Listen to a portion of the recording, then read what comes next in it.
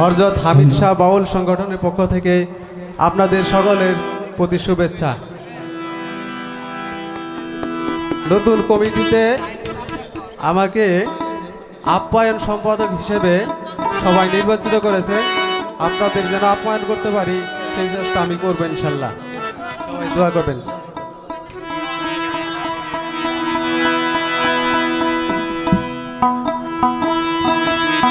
আমায় পাগল বানাইলি রে,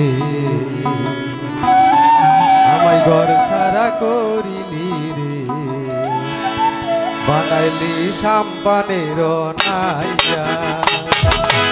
আমায় পাগল